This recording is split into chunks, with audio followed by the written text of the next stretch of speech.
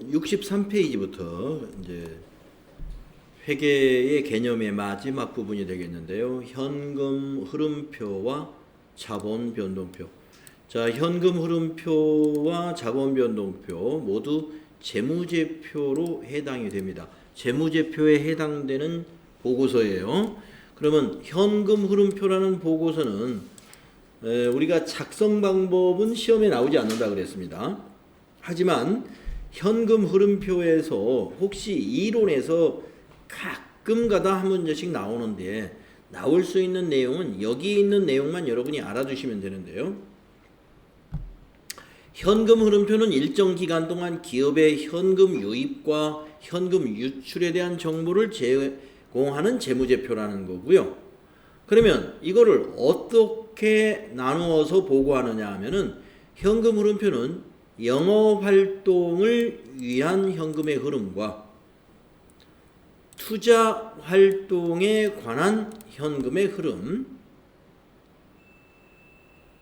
그리고 재무 활동에 대한 현금의 흐름, 이렇게 현금의 흐름을 영업활동, 투자활동, 재무활동으로 구분해서 보고한다는 거, 구분해서 정보를 제공한다는 거. 예, 그래서 현금 흐름표의 작성 시 현금의 흐름을 어떻게 구분하느냐, 요 세 가지: 영업활동, 투자활동, 재무활동. 네, 이렇게 구분해서 현금 흐름표가 만들어진다. 여기까지만 아시면 됩니다. 그 다음에 이제 다음 페이지 보시면 자본 변동표는 우리가 그 자본의 구분은 우리가 앞에서 5가지 구분을 배웠잖아요. 그래서 그 자본의 구분별로 자본의 변동이 어떻게 있었느냐, 그 변동에 대한 정보를 제공하는 것이 되겠습니다. 그래서 자본의 변동은 여러분 알다시피 자본금, 자본잉여금, 자본조정, 기타 포괄손익누계, 그 다음에 이익잉여금으로 구분되는데 그 구분이 전기와 단기가 어떻게 변했느냐 하는 그 변동사항을 알기 쉽게 만든 표가 자본 변동표. 그래서 재무제표의 자본의 현재 자본은 나와 있죠. 현재 자본은 나와 있는데 전기하고 비교해가지고 그 변동한 내역이 어떻게 변했는가를 나타내는 표가 자본 변동표다. 마지막으로 이제 그 주석이라고 하는 재무제표는 무엇이냐? 재무제표 본문에 표시된 정보를 이해하는 데 도움이 되는 추가적 정보를 말합니다. 여기서 재무제표 본문이라는 것은 대표적인 게 재무상태표와 손익계산서가 되겠는데, 그런 재무상태표와 손익계산서에 표시된 정보 중에서 추가적으로 제공해야 될 정보, 이런 것들을 주석으로 책으로 표시합니다. 그래서 재무제표 본문에 관련된 주석 번호가 있어서 그 번호를 붙여가지고 그걸 설명하는 거예요. 주석. 네. 그래서 그 회사에 대한 상세한 재무 정보를 알아보려면 주석까지 다 읽어봐야 그 회사의 재무제표에 대해서 완전히 상세히 들여다볼 수 있다. 이렇게 볼 수가 있겠죠. 근데 이제 우리가 이 비상장 기업 같은 경우는 주석 같은 거 안 만듭니다. 그래서 우리가 상장 기업을 기준했을 때 재무제표 하면은 5가지. 손익계산서, 재무상태표, 자본변동표, 현금흐름표, 주석. 요 5가지 종류 시험에 자주 등장하니까 기억을 해두시기 바라고요. 자, 지금까지 우리가 이제 회계의 뭐라고 그러냐, 회계의 개념을 1장에서 정리한 겁니다. 회계의 개념이라고 해서 중요하지 않은 것이 아니라 앞으로 배울 앞으로 이제 뒤에서 2장에서 계정과목별로 회계를 공부하는데 그 뼈대를 우리가 알아보는 그러한 시간이었다고 보면 돼요. 그래서 지금까지 공부한 거 좀 정리를 하겠는데 341페이지에 가서 문제를 좀 풀어보고 2장으로 넘어가도록 하겠습니다. 341페이지로.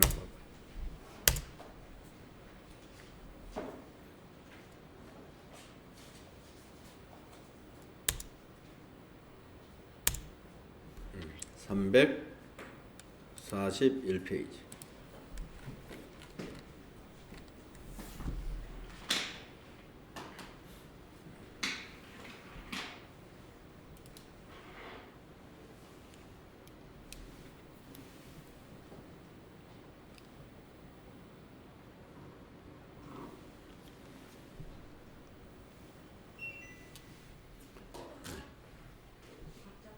아니요. 같이 한번 풀어봅시다.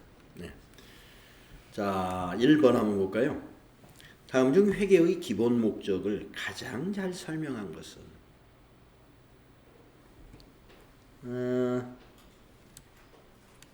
2번이죠. 2번.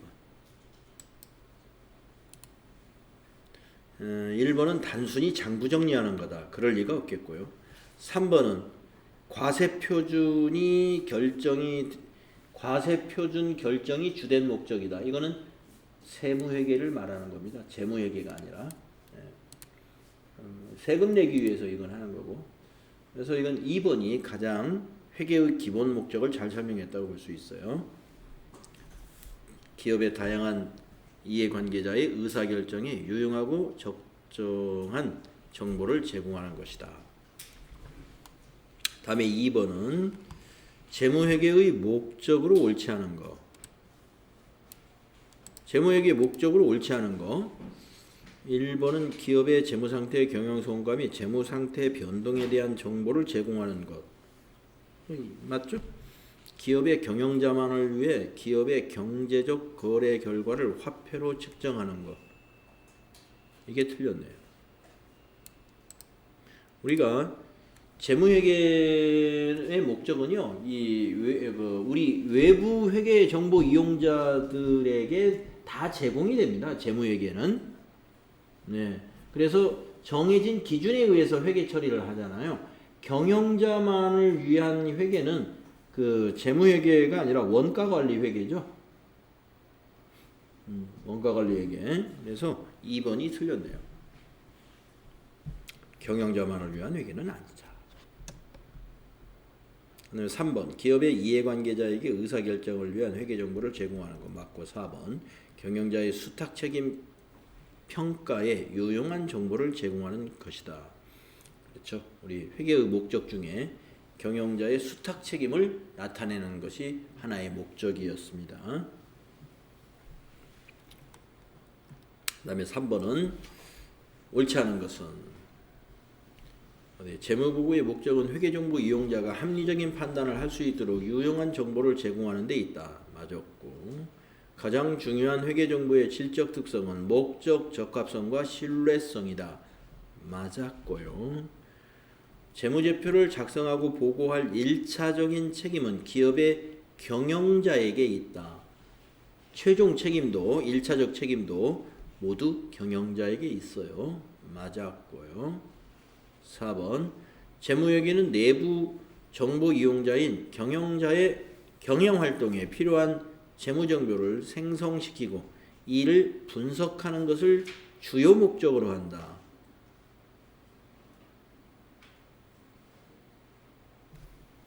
예, 4번이 틀렸네요. 재무회계는 내부 정보 이용자인 경영자의 그게 필요한 재무정보, 물론 경영자도 필요로 하지만 아까 말씀드렸다시피 경영자의 경영활동에 필요한 재무정보를 생성하는 것은 재무회계보다는 원가관리회계입니다.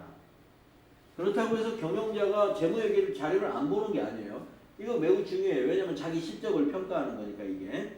그래서 그렇지만 재무회계는 내부 정보 이용자인 경영자만을 위한 것은 아니에요. 그렇기 때문에 4번이 틀린 거예요.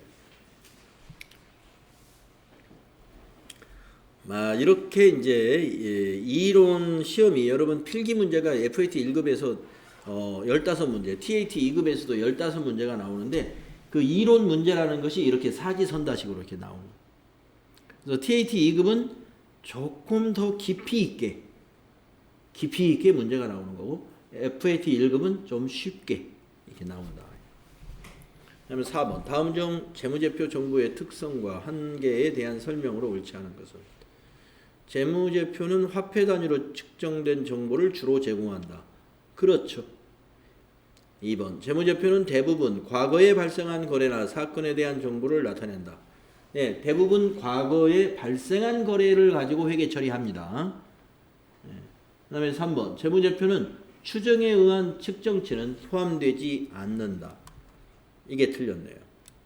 네, 우리가 아직은 안 배웠지만 추정에 의한 측정치가 재무제표에 들어간다는 것을 아직은 안 배웠는데 뒤에서 이제 배우겠습니다만 예를 들면 지금 이제 재무제표를 잠깐 보면은 추정에 의한 측정치 같은 게 뭐가 있느냐면은 손익계산서는 측정치가 없습니다. 이거는 손익계산서는 성과이기 때문에 측정해가지고 성과를 내는 건 없어요. 네, 그런데 이 재무상태표에 가면은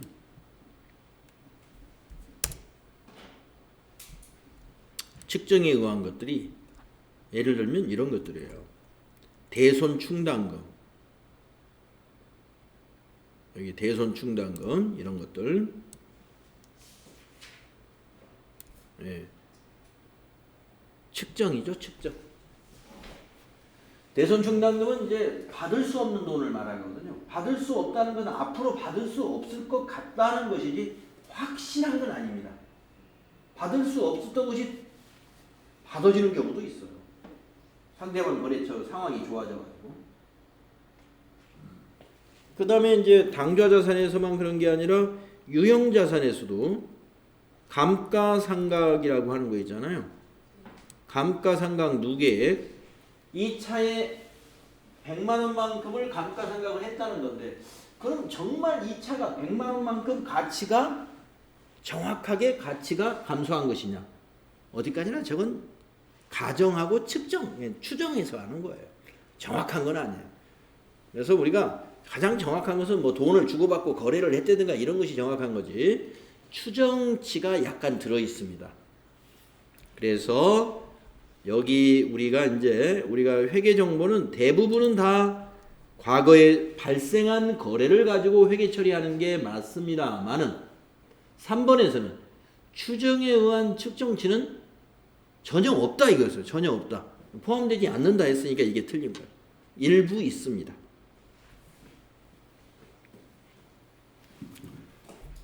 그래서 3번이 잘못됐다. 4번은 재무제표는 특정 기업 실체에 관한 정보를 제공하며 산업 또는 경제 전반에 관한 정보를 제공하지는 않는다. 그렇죠. 우리 재무제표 지금 손익계산서하고 재무상태표 여러분이 만드는 거 간단히 해봤는데 거기에 무슨 산업의 동향이라든가 전반적인 정보를 넣는 게 아니죠. 그냥 그 기업에 관한 것, 특정 기업에 관한 경영 정보만을 거기다 넣는 것이지 산업이라든가 경제 전반에 대한 정보가 회사의 재무제표에 나타날 리는 없겠죠. 그래서 4번도 맞은 거죠. 자, 5번을 보면 회계정보의 질적 특성이 아닌 거 목적 적합성 중요한 질적 특성이었고요. 신뢰성 중요한 질적 특성이었죠. 비교 가능성 이것도 중요한 질적 특성 중에 하나였습니다. 예. 회계정보의 질적 특성에서 여러분 실현 가능성이라는 거 들어본 적 없죠? 그래서 답이 4번이다. 다음에 6번 회계정보가 갖추어야 할 주요 질적 특성은 목적 적합성과 신뢰성이다.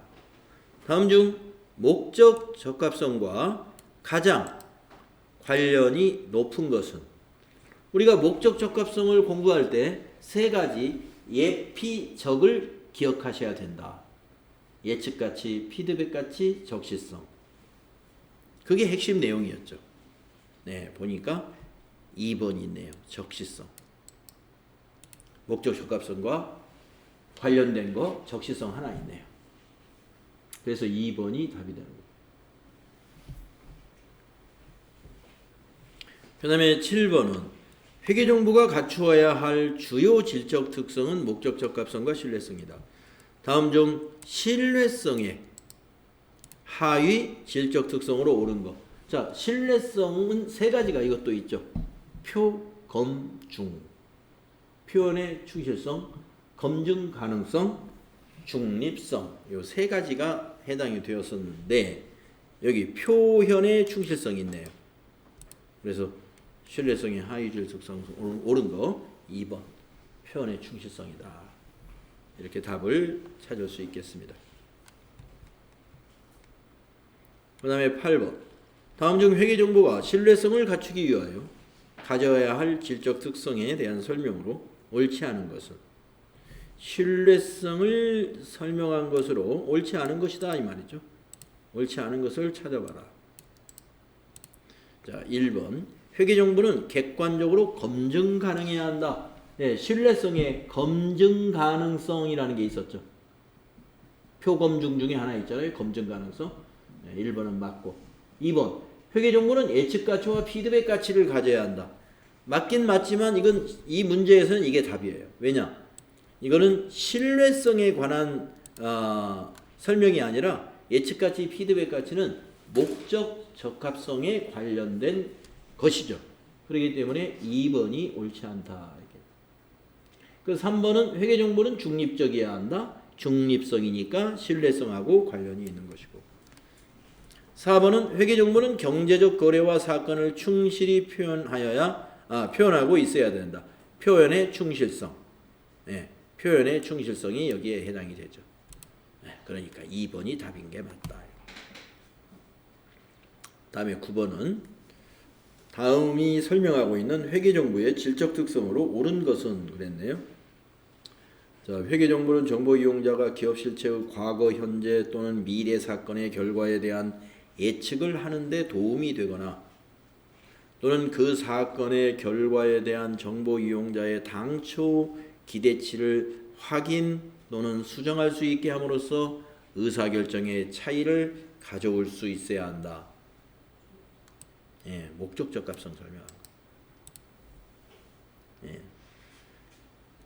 신뢰성, 목적 적합성 이 중에서 목적 적합성 설명한 거예요. 예, 왜냐하면 예측한다, 뭐 예측 가치, 예, 이런 말 나오죠. 예. 그다음에 의사결정에 차이를 가져온다. 뭐 수정한다. 수정한다는 게 피드백한다는 거예요. 피드백. 에피, 예측가치, 피드백가치 이런 걸 설명하니까 목적 적합성하고 관련이 있는 말이죠. 2번이 답이 되는 거고. 그 다음에 10번으로 가보면요. 아래의 가와나에 해당하는 회계정보의 질적 특성은 그랬어요. 가번을 보면 회계정보 이용자에게 정보가 적시에 제공되는 질적 특성. 적시성이죠. 적시자 들어갔으니까. 적시성. 2번이 답이네요. 나번은 중립성이겠죠. 뭐 답이 2번이니까.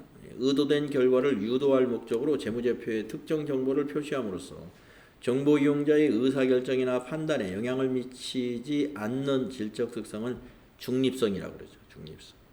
그래서 2번이 답입니다. 다음 11번. 현행 기업 실무에서 상장 기업에 대하여 반기 재무제표를 작성하여 공표하도록 하는 것과 관련 있는 회계정보의 질적 특성은 무엇일까요? 반기 재무제표를 왜 만들려고 하느냐?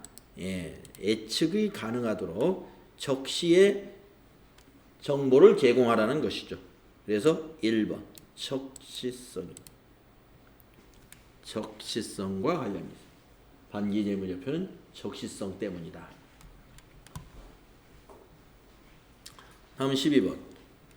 가에 해당하는 용어로 적합한 것은 재무제표를 작성할 때 무엇으로서의 존속 가능성을 평가해야 한다? 계속기업.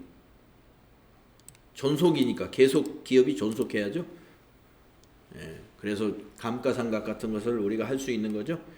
그래서 재무제표를 작성할 때 계속기업의 존속 가능성을 평가해야 한다. 경영진이 기업을 청산하거나 경영활동을 중단할 의도를 가지고 있지 않거나 청산 또는 경영활동의 중단 외에 다른 현실적 대안이 없는 경우가 아니면 무엇을 전제로 재무제표를 작성한다? 네, 계속기업을 전제로. 그래서 이게 계속기업이 답이 되어야 문장이 서로 완성이 될 수 있죠. 다른 말, 뭐 적시성이나 발생주의를 넣으면 말이 안 돼요. 다음에 재무제표 1번 일반 기업 회계 기준상 재무제표가 아닌 거. 우리 재무제표가 일반 기업 회계 기준상 5가지가 있었죠. 재무상태표, 손익계산서, 현금흐름표, 자본변동표, 주석. 3번이 아니죠. 재무상태 변동표라는 건 없습니다. 그 다음에 2번 다음 중 원칙적으로 재무상태표에 표시되지 않는 거. 5가지가 아닌 거. 아니구나. 재무상태표에는 뭐가 표시돼요? 자산, 부채, 자본. 근데 우리가 아직 안 외웠지만 한번 따져봅시다. 자산, 부채, 자본이 아닌 게 하나 보이죠? 이거네요. 복리후생비는 비용입니다. 판매관리비. 그렇기 때문에 이거는 손익계산서로 가야 되죠. 외상매출금은 이건 자산이에요. 1번 외상매출금은 자산이니까 재무상태표에 자산에 들어갈 거고, 미수금도 자산입니다. 돈을 받아야 되니까 미수금. 그러니까 이것도 재무상태표에 자산에 나타날 것이고, 외상매입금은 부채입니다. 부채이기 때문에 재무상태표에 부채에 나타나겠죠. 복리후생비는 비용이거든요. 비용은 재무상태표에 나타나는 게 아니라 손익계산서에 나타나죠. 그래서 4번이 답이고. 다음 페이지로 가서요. 재무상태표에 관련된 내용으로 틀린 것. 1번 일정 시점 기업의 재무상태를 나타내는 재무제표. 맞았죠? 2번 재무상태표의 구성요소는 자산, 부채, 자본. 맞았죠? 3번 재무상태표는 자산은 부채 더하기 자본이라는 회계 등식에 의해 작성되는 것을 말한다. 맞았죠?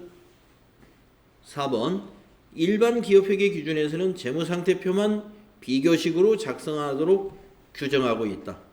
틀렸습니다. 비교식은 재무상태표만 그런 게 아니라 손익계산서도 비교식으로 만듭니다. 비교식이라는 건 뭐냐면 손익계산서를 우리가 이렇게 조회를 해보면요. 자, 손익계산서를 조회를 지금 해보고 있는데, 이게 지금 손익계산서인데 여기 보시면 당기, 전기 이렇게 나눠져 있죠. 전기하고 당기 비교해서 보라고 이게 비교식으로 만들어지고 있어요. 이게 손익계산서입니다. 이게 제가 보고 있는 손익계산서가 이거예요. 당기, 전기. 재무상태표도 물론 비교식으로 만듭니다. 재무상태표도 당기, 전기 구분해서 비교해라.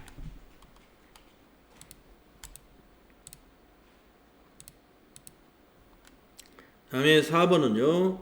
재무상태표 작성 기준에 대한 설명으로 잘못된 것은 1번 자산부채 자본은 총액에 의하여 기재함이 원칙이다. 맞죠? 총액 표시 원칙. 2번 자산과 부채는 1년을 기준으로 유동항목과 비유동항목으로 구분하는 것이 원칙이다. 맞죠? 3번 자산과 부채는 유동성이 낮은 것부터 배열하는 것이 원칙이다. 틀렸네요. 높은 것부터. 그렇죠?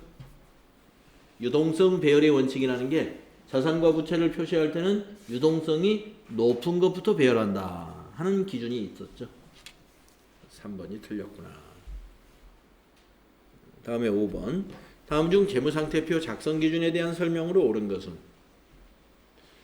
재무상태표 작성 기준으로 옳은 것 찾으라고 그랬나요? 1번 자산과 부채의 상계 표시는 원칙적으로 허용된다. 틀렸네요. 허용하지 않습니다. 원칙적으로. 그 다음에 2번 자산과 부채는 1년을 기준으로 유동항목과 비유동항목으로 구분하는 것을 원칙으로 한다. 2번이 옳은 설명이네요. 2번 맞았습니다. 3번은 자본거래에서 발생한 자본잉여금과 손익거래에서 발생한 이익잉여금은 통합하여 표시할 수 있다. 구분 표시해야 된다. 그랬죠. 그 다음에 4번 가지급금 또는 가수금 등의 미결산 항목은 그 내용을 나타내는 적절한 과목이 없을 경우에 그대로 사용할 수 있다. 이 미결산을 해서는 안 돼요. 다 이 가지급금, 가수금 같은 임시계정은 전부 결산을 해서 적절한 개정 과목으로 나타내야지 이대로 표시해서는 안 됩니다. 나중에 또 설명이 들어갈 거고요. 여기서 옳은 것은 2번이 올라요. 6번 다음에 해당하는 재무제표는 발생주의 원칙이다. 당기 순손익 산출 근거 자료가 된다. 당기 순손익 어디서 구했어요? 네, 손익계산서에서 구했다. 답이 2번이 되겠습니다. 손익계산서. 일정 기간 동안의 경영성과를 나타내는 표. 바로 그게 손익계산서인 것이죠. 네, 다음에 7번. 다음 중 일반 기업 회계 기준상 손익계산서 작성 기준이 아닌 것은, 자, 손익계산서는 발생주의 원칙 맞아요. 수익 비용 대응의 원칙. 예, 수익과 비용이 서로 대응되죠. 총액 기준의 원칙. 예, 총액으로 표시합니다. 4번. 이 유동성 배열이라는 것은 손익계산서에 해당되는 것이 아니라 자산과 부채가 표시되는 재무상태표에 해당이 되는 거예요. 그러니까 우리가 수익과 비용에는 유동성이라는 말이 없어요. 예, 자산과 부채의 유동성, 유동자산, 유동부채, 아니 유동자산, 비유동자산, 그리고 유동부채, 비유동부채, 이렇게 유동성이라는 말은 자산과 부채에서 우리가 쓰는 말입니다. 그러니까 손익계산서하고는 무관하죠. 4번이 될 답이 됩니다. 다음 8번. 손익계산서에 대한 설명으로 옳지 않은 것은, 손익계산서는 경영성과에 대한 유용한 정보를 제공한다. 맞았고. 2번. 매출액은 총 매출액에서 매출 할인, 매출 환입, 매출 애누리를 차감한 금액으로 한다. 네, 우리가 이제 배울 겁니다. 우리가 매출액이라는 것은 우리가 순매출액을 말하는 거기 때문에 총 매출액에서 이렇게 할인해주고 환입하고 애누리한 것은 빼야 돼요. 맞습니다. 다음에 3번. 이거 옳지 않은 걸 찾으라는 거죠. 3번. 매출원가는 매출액에 대응하는 원가로서 매출원가의 산출 과정은 재무상태표 본문에 표시하거나 주석으로 기재한다. 틀렸네. 우리가 매출 원가는 재무상태표에 나타나는 게 아니죠. 손익계산서에 나타나죠. 매출 원가가 손익계산서에 표시되는데 여기서는 재무상태표 본문에 표시되는, 재무상태표는 자산부채 자본만 표시하는 거예요. 그래서 옳지 않은 것은 3번이에요. 매출원가 산출 과정은 손익계산서에 나타납니다. 이렇게 보여드릴까요? 아까도 보셨지만 여기 손익계산서 한번 보시면 여기에 매출 원가는 지금 현재는 0원으로 나와 있습니다만은 이게 산출 근거예요. 매출 원가의 산출 근거는 기초 상품 재고액에다가 당기 상품 매입액을 더합니다. 더한 다음에 이거 기말 상품 재고액을 빼줘요. 타개적으로 대체된 것이 있으면 그것도 빼줘요. 그래서 더할 건 더하고 여기에다가 이건 더하고 이건 빼고 그래가지고 이걸 구하는 겁니다. 그래서 이 손익계산서를 보면은 매출원가의 산출 근거가 이렇게 밑에 나와 있어요.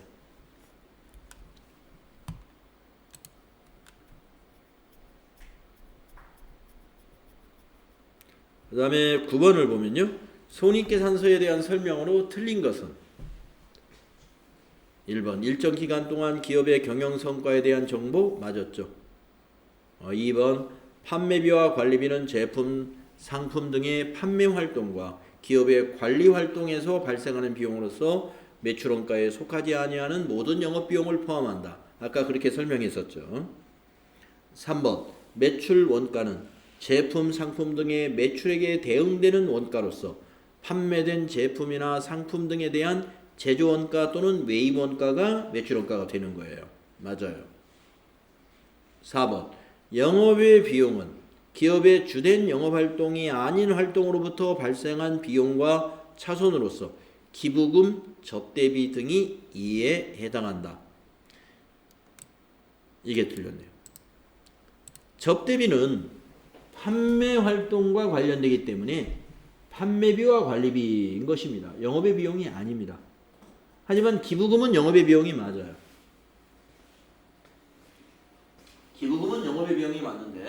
접대비는 우리가 접대를 왜 하겠어요? 판매를 촉진하기 위해서 접대하는 거잖아요.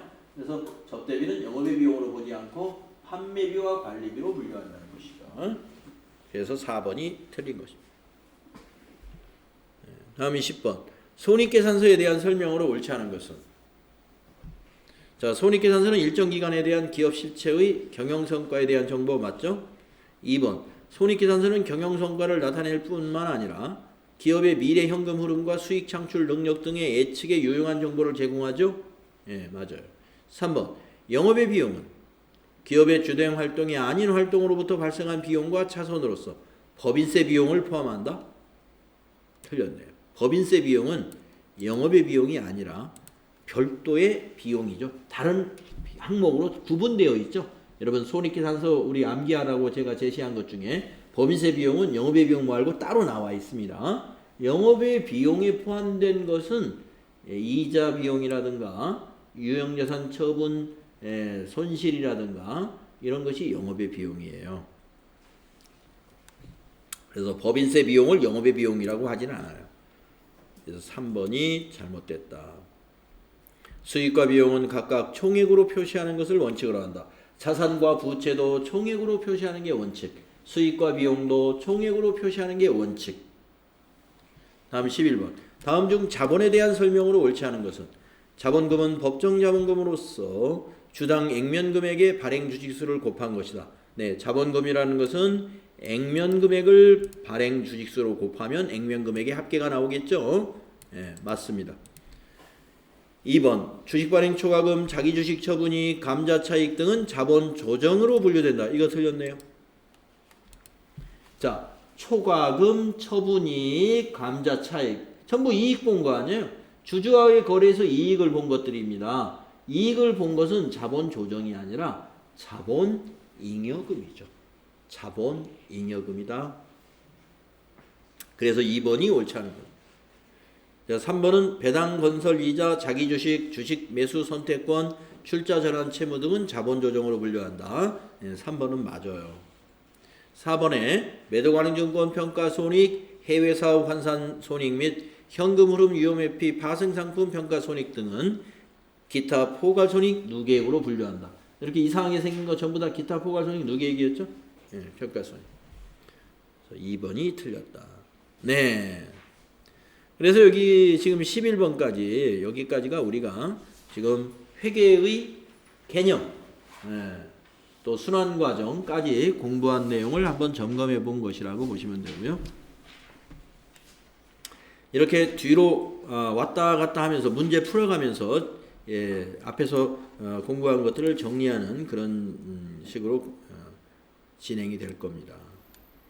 그래서 이제 우리가 다음 시간에는요, 이 제2장으로 넘어갈 거예요. 제2장은 우리가 그동안 이제 회계의 개념, 숲을 보았다면은 이제 그 숲 속으로 들어가는 겁니다. 우리가 이제 숲 겉에서 자산, 부채, 자본이 이런 겁니다. 수익과 비용은 이런 것입니다. 이렇게 전체적인 것만 이렇게 살펴봤어요. 이제 구체적으로 들어가서 제2장에서는 회계 이론을 제대로 알아보는 이제 숲속으로 들어가는데 가장 먼저 들어갈 숲속이 유동자산 숲속으로 들어갈 거예요. 그래서 유동자산이라는 개념 과목을 하나하나 샅샅이 살펴보도록 하겠습니다. 유동자산의 개념 과목들은 무엇이 있느냐, 또 이것과 관련된 회계 처리는 어떻게 해야 되느냐 하는 것들부터 우리가 이제 진행이 될 겁니다.